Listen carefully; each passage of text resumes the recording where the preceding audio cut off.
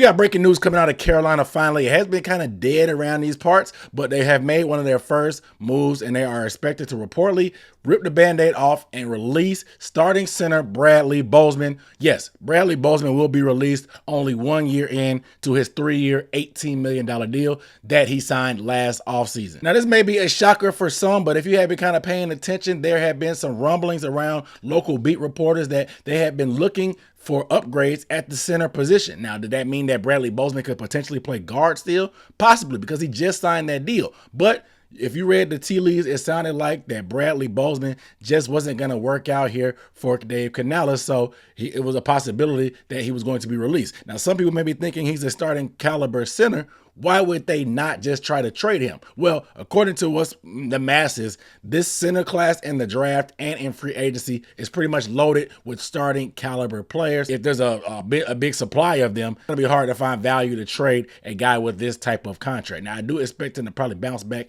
and be with somebody else, but Bradley Bozeman will no longer be a Carolina Panther. Now, this guy has been a staple in the community. Obviously, Walter Payton Man of the Year selection for the team, and what he's been doing around Charlotte cannot be denied. This guy really just hit the ground running like he was born and raised here. So you really have to really commend him and his family for what they did in that front. A business standpoint and a football standpoint, this thing kind of actually makes more sense when you think about it. So last year, Bradley Bozeman, like the rest of this offensive line group, pretty much struggled. He gave up 26 pressures and 6 sacks total. According to PFF, he had a pass block rating of 48.9, which is not good at all, and his run blocking rating was 67.5. Now, we know the system that Frank Wright was running was pretty much a cluster F. You guys know I'm gonna keep it PG on here for the kids, but that pretty much sums it up, and it seemed like to be square peg, round hole. When Bradley Bozeman was inserted into the starting lineup with Matt Rule's final year, the offensive line very, very much improved with that downhill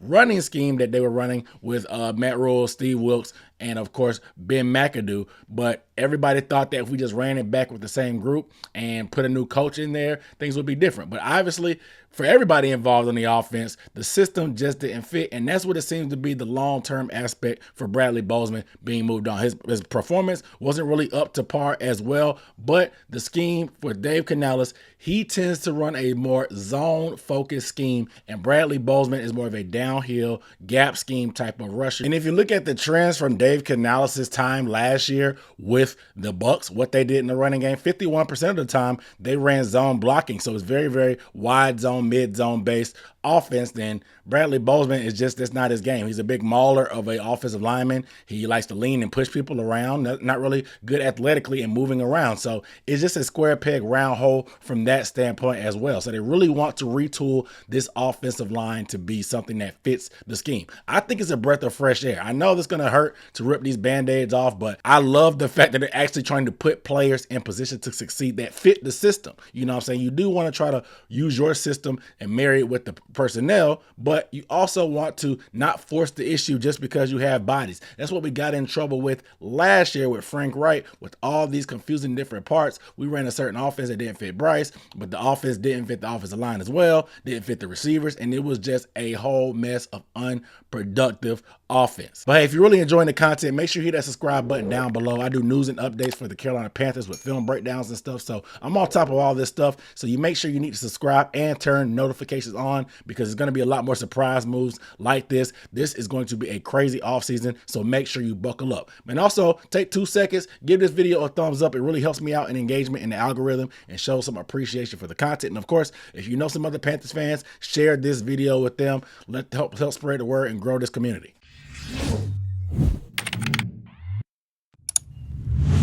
So what are the financial implications of this? If you look at the numbers from Spot Track, it looks like the Panthers will be saving roughly $4 million in cap savings this offseason, with dead cap of about $3 million on that standpoint. So they are getting some cap relief for this. So that is a plus side for that as well, that they can use as free agency is starting very, very soon. So if you want to look at this, you could probably say that it is more scheme related. They did save some money as well, so that's a bonus. But from what I understand, some other things that gone into all this stuff with Bradley Bozeman being carried over with this new coaching staff and just what they wanted to do. So I understand why they wanted to make this type of move right now with the bountiful amounts of centers available. So what the Panthers plan to do in the offensive line is still kind of up in the air. here. I did drop my video about some potential free agents they could go after, but everything we've heard from the combine is that they want to go with the interior.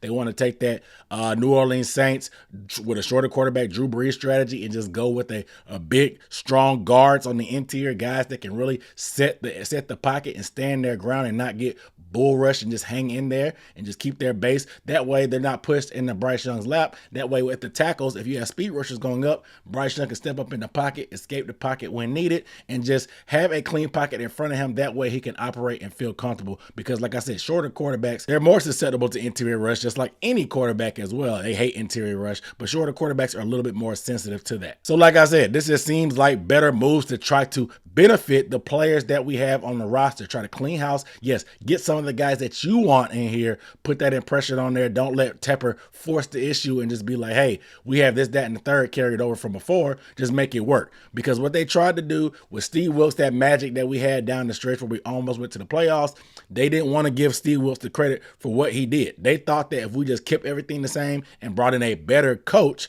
that we'd be able to do even better than we did before. Continuity is real. Stuff doesn't really work like that. You can't just plug and play. So they had the audacity and the cockiness to think that just anybody could do what Steve Wilks did, and they got in trouble with that personnel.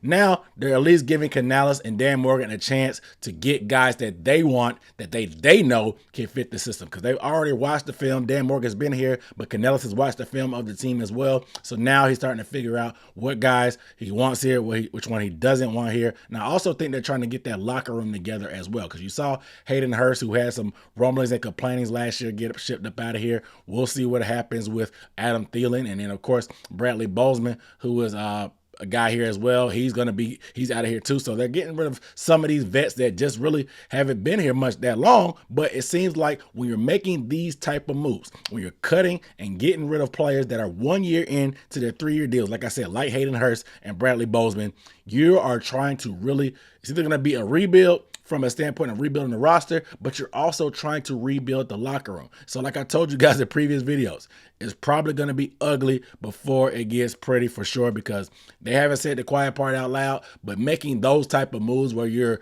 not really getting much financial benefit, but you're still cutting vets, tells me everything I need to know. The fact that they think the rebuild is going to happen this year, they're going to eat all the salary cap this year with hopes to have more in the future. You guys let me know down below in the comments how you feel about Bradley Bozeman being released. Are you mad, sad, happy, glad? Do you understand it's a business? Are you pissed off because he was our starting center and you really had love for him? I want to get you guys' thoughts. Let's break bread down below in the comments. Make sure you guys hit that subscribe button down below. I'll see you next time.